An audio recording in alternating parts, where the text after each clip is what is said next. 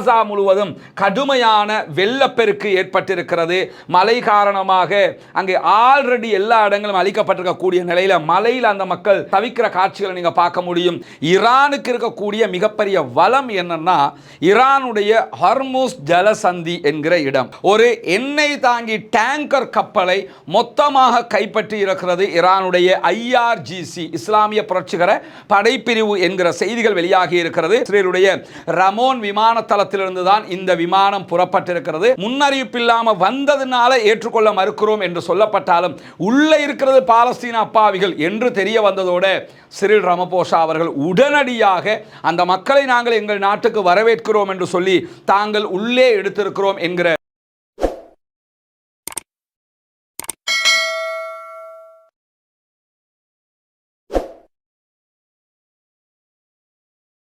அன்பிற்கினிய சகோதர சகோதரிகளே, நம் அனைவர் மீதும் ஏக இறைவனுடைய அமைதியும் கருணையும் உண்டாகட்டுமாக என்கிற உயரிய பிரார்த்தனைகளோடு பாலஸ்தீனத்தினுடைய காசா பகுதிகளில் இஸ்ரேலிய ஆக்கிரமிப்பு இராணுவம் கடந்த 2 ஆண்டுகளாக நடத்தி வந்த மாபெரும் யுத்தம் முடிவுக்கு வந்து இன்றோடு 36வது நாளாக இருக்கக்கூடிய இந்த தருணத்தில் என்னவெல்லாம் நடந்திருக்கிறது, காசாவையொட்டி சர்வதேச நிலப்பரப்பிலே என்னவெல்லாம் நடந்து கொண்டிருக்கிறது என்கிற செய்திகளைத்தான் இன்றைக்கும் நாம் பார்க்க இருக்கக்கூடிய இந்த தருணத்தில் இன்றைக்கு வெளியாகி இருக்கக்கூடிய முக்கியமான செய்திகளில் முதன்மையானது என்னன்னா, நமக்கெல்லாம் தெரியும் காசாவினுடைய வாருக்கு நடுவில் இஸ்ரேல் ஈரானுக்கு இடையில் ஒரு 12 நாள் யுத்தம் நடைபெற்றது.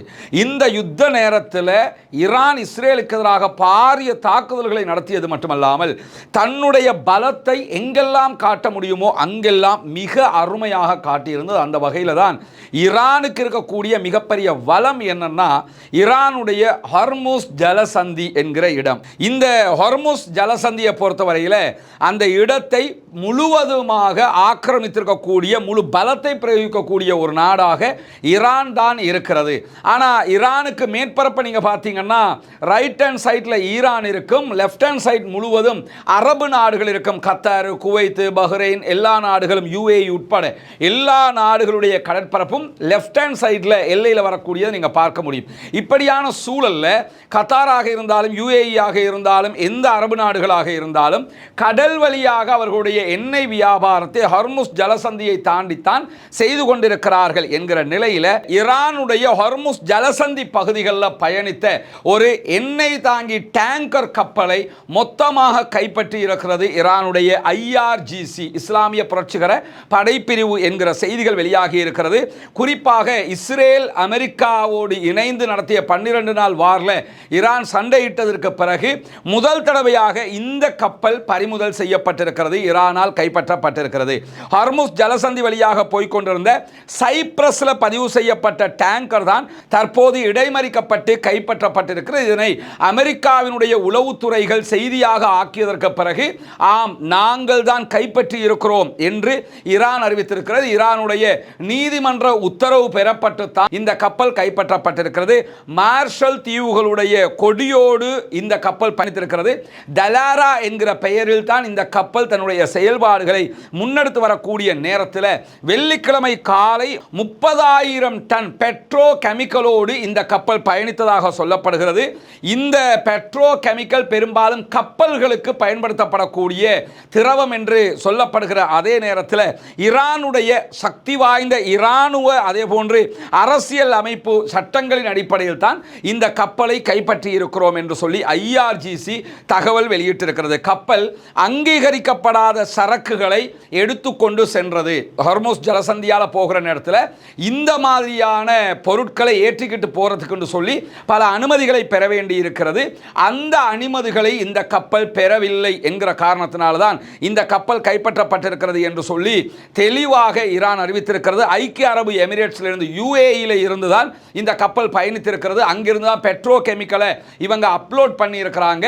அப்படி பயணிக்கும் போது தான் இந்த கப்பலை ஈரான் கைப்பற்றி இருக்கிறது. கப்பல் கப்பலோடு தொடர்பை இழந்திருக்கிறோம் என்று சொல்லி கப்பலுடைய நிறுவனம் அறிவித்திருக்கிறார். அதே நேரத்தில் கப்பலுக்குள்ளாக சல்பர் எரிவாயு தான் முழுவதுமாக இருந்தது என்று சொல்லியும் இது கடலில் கப்பல்களுக்கு எரிபொருளாக பயன்படுத்தப்படுகிறது என்று சொல்லியும் கப்பல் நிறுவனம் தன்னுடைய விளக்கத்தில் சொல்லி இருக்கிறது. பிரிட்டிஷினுடைய பாதுகாப்பு கடல் தொடர்பான பாதுகாப்பு நிறுவனங்களும் இது தொடர்பாக நாங்கள் கண்ணோட்டங்களை செலுத்தி இருக்கிறோம் என்று சொல்லியிருக்கக்கூடிய நேரத்தில் தான் இந்த கப்பலை ஈரான் கைப்பற்றி இருக்கிறதை மொத்தமாக ஒப்புக்கொண்டிருக்கிறது. அதை தாண்டி 3 சிறிய படகுகளில் சென்றுதான் இந்த கப்பலை ஈரான் கைப்பற்றி இருக்கிறது. இந்த கப்பல் கைப்பற்றப்பட்டு ஒரு சில மணி நேரங்களுக்குள்ளாக அமெரிக்காவினுடைய கடற்படைக்கு சொந்தமான MQ-4C வகையான ட்ரைடன் ட்ரோன் வகையான ஆளில்லாத விமானங்கள் அந்த பகுதியில் கப்பலை தேடியதாகவும், ஆனால் ஈரானுடைய எல்லைக்குள்ள போனதுனால ட்ரோன்களுக்கு ஈரானுடைய எல்லைக்குள் நுழைந்து அதை தேட முடியாமல் போய்விட்டது. எனவேதான் இப்பொழுது ஈரானை ஒப்புக்கொண்டிருக்கிறது, நாங்கள் தான் கப்பலை கைப்பற்றி இருக்கிறோம் என்று சொல்லி. இந்த கப்பல்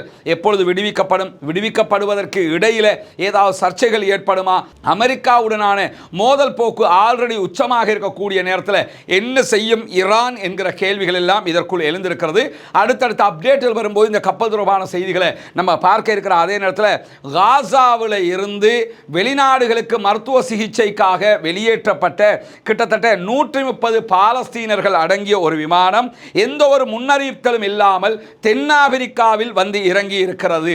எனவே நாங்கள் அவர்களை எப்படி முன்னறிவிப்பு இல்லாமல் எடுக்கிறது என்று சொல்லி தென்னாப்பிரிக்கா ஆரம்பத்தில் மறுப்பு தெரிவித்தாலும் உடனடியாக தென்னாப்பிரிக்காவினுடைய அதிபர் சிறில் ரமபோசா அவர்களுடைய உத்தரவின் பேரில் பாலஸ்தீன அப்பாவிகள் தென்னாப்பிரிக்காவுக்குள் அனுமதிக்கப்பட்டிருக்கிறார்கள். இஸ்ரேலுடைய ரமோன் விமான தளத்திலிருந்து தான் இந்த விமானம் புறப்பட்டிருக்கிறது.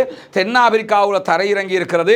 முன்னறிவித்தல் கொடுக்கப்படவில்லை, பாலஸ்தீன் மக்கள் வருகிறார்கள் என்கிற தகவல்கள் கொடுக்கப்படவில்லை என்கிற அடிப்படையில் முன்னறிவிப்பு இல்லாமல் வந்ததுனால ஏற்றுக்கொள்ள மறுக்கிறோம் என்று சொல்லப்பட்டாலும் உள்ளே இருக்கிறது பாலஸ்தீன அப்பாவிகள் என்று தெரிய வந்ததோடு சிறில் ரமபோசா அவர்கள் உடனடியாக அந்த மக்களை நாங்கள் எங்கள் நாட்டுக்கு வரவேற்கிறோம் என்று சொல்லி தாங்கள் உள்ளே எடுத்திருக்கிறோம் என்கிற செய்திகளை சொல்லியிருக்கிறார்கள். ஏன்னா பாலஸ்தீனத்தோட ரொம்ப நெருக்கம் பாராட்டக்கூடிய நெல்சன் மண்டேலாவால் உருவாக்கப்பட்ட தென்னாப்பிரிக்க மக்கள் அவர்கள், அந்த மக்களுக்கும் பாலஸ்தீனத்துக்கும் ஒரு நெருங்கிய நட்புறவு இருக்கிறது. குறிப்பாக இஸ்ரேலிய பிரதமர் பெஞ்சமின் நெதன்யாகுவை கைது செய்ய வேண்டும் என்கிற உத்தரவை இவர்கள் தான் நீதிமன்றத்தினூடாக பெற்றுக்கொண்டார்கள் என்பதெல்லாம் நமக்கு தெரியும். அந்த வகையில் அந்த அடிப்படையில் தற்போது இந்த முடிவை சிறில் ரமபோசா அவர்கள் பாலஸ்தீன அப்பாவிகளுக்காக எடுத்திருக்கிறார்கள் என்பது மிகவும் வரவேற்புக்குரிய மகிழ்ச்சியான தருணமாக இருக்கக்கூடிய நேரத்தில் காசா தொடர்பான அமெரிக்காவினுடைய வரைவு தீர்மானம் திங்கட்கிழமை ஐநாவினுடைய பாதுகாப்பு கவுன்சிலுக்கு கொண்டு வரப்பட இருக்கிறது. பலமுறை திருத்தப்பட்ட இந்த தீர்மானம் காசாவுக்கு இடைக்கால நிர்வாக அமைப்பான அமைதி கவுன்சிலை 2027 ஆண்டு வரைக்கும் நிறுவுவதற்கான அனுமதியை கோருகிறது. தற்காலிக சர்வதேச உறுதிப்படுத்தல் படையொன்றை காசாவுக்குள் நிறுவ வேண்டும் என்றும் இந்த வரைவு தீர்மானம் சொல்லுகிற நிலையிலே ஏற்கனவே நம்ம சொல்லியிருக்கிறோம். சீனாவும் ரஷ்யாவும் இதை ஏற்றுக்கொள்ள மறுத்துக் கொண்டிருக்கிறார்கள். எனவே திங்கட்கிழமை வாக்களிப்பின் போது சீனா அல்லது ரஷ்யா வீட்டோவை பயன்படுத்தினால் இந்த தீர்மானத்தை ஏற்றுக்கொள்ள செல்லுபடியற்றதாக மாறிவிடும் என்பதையும் நம்ம புரிந்து கொள்ளுகிற அதே நேரத்தில் மேற்கு கரையினுடைய அக்கபா பகுதியில் பாலஸ்தீன மக்களுக்கும் இஸ்ரேலிய படைகளுக்கும் இடையிலான மோதல் ஒன்று இன்றைக்கு நடைபெற்றிருக்கிறது. மேற்கு கரையில் இருக்கக்கூடிய தூபாஸுக்கு வடக்கில் இருக்கிற அக்கபா நகரத்தின் மீது தான் இன்றைக்கு இஸ்ரேல் தாக்குதல்களை நடத்தியிருந்த நிலையில் பாலஸ்தீன அப்பாவிகள் தற்காத்துக் கொள்ளும் விதமான பதிலடி தாக்குதல்களையும் வழங்கி இருக்கிறார்கள் என்கிற நிலையில் இன்றைக்கு வெளியாகி இருக்கக்கூடிய இன்னும் ஒரு முக்கியமான செய்தி என்னன்னா, பாலஸ்தீன விடுதலை அமைப்பினுடைய தலைவர் சகோதரர் ஹலில் அல் ஹையா அவர்களோடு அமெரிக்காவினுடைய மத்திய கிழக்குக்கு பொறுப்பாக இருக்கக்கூடிய ஸ்டீவ் விட்காஃப் விரைவிலேயே சந்திக்க விரும்புகிறார் என்கிற செய்திகள் வெளியாகி இருக்கிறது. காரணம் என்னன்னா, பொதுவாகவே அமெரிக்கா தனக்குத்தானே வைத்துக் கொண்டிருந்த ஒரு விரிவான கோட்பாடு என்னன்னு கேட்டால், தாங்கள் யாரை பயங்கரவாத அமைப்புகள் என்று முத்திரை குத்துகிறார்களோ அவர்களோடு சமாதான பேச்சுவார்த்தைகள் கூட நடத்துவதில்லை என்கிற முடிவில் இருந்தார்கள். அந்த அடிப்படையில் பாலஸ்தீன விடுதலை அமைப்பை இஸ்ரேல் பயங்கரவாதிகள் என்று சொல்லிக் கொண்டிருக்கிறார்கள். அவர்களோடு எந்த சமாதான முன்னெடுப்பும் இல்லைன்னு சொல்லிக்கிட்டு இருந்தவங்க 30 ஆண்டுகளுக்கு பிறகு டொனால்ட் ட்ரம்பினுடைய ஆட்சி காலத்தில் நேரடியாக பேச்சுவார்த்தைகளை நடத்தி தற்போது சமாதான முன்னெடுப்புகள் நடந்து கொண்டிருந்த நிலையில் இப்ப முதல் கட்ட யுத்த நிறுத்தம் நடைபெற்றிருக்க, 2ஆம் கட்டத்தை தொடர வேண்டி இருக்கிற நிலையில் உடனடியாக ஸ்டீவ் விட்காஃபும் டாக்டர் ஹலில் அல் ஹையா அவர்களும் சந்திக்க இருக்கிறார்கள் என்கிற செய்தியை நியூயார்க் டைம்ஸ் வெளியிட்டிருக்கிறது. சந்திப்பினுடைய சரியான நேரம், சரியான தேதி தெளிவாக இல்லை, ஆனால் சந்திப்பு நிச்சயமாக நடைபெறும் என்கிற செய்திகள் வெளியாகி இருக்கிறது. பாலஸ்தீன விடுதலை அமைப்போடு நேரடியாக தொடர்புகளை பேணுவதனூடாக ட்ரம்பினுடைய நிர்வாகம் சமாதானத்தை தொடர்வதற்கு முயற்சி செய்கிறது என்பதும் தெளிவாகிறது என்கிறது நியூயார்க் டைம்ஸ். இதை தாண்டி ஹெரேட்ஸ் இஸ்ரேலுடைய பத்திரிகை வெளியிட்டிருக்கக்கூடிய செய்திகளில் பாலஸ்தீன மக்களோடு சமாதான ஒப்பந்தத்தை தொடர்வதற்கும் அதிலே கையெழுத்தை பெறுவதற்கும் ட்ரம்ப் முயற்சி செய்கிறார் நெத்தனியாகுவை வைத்து.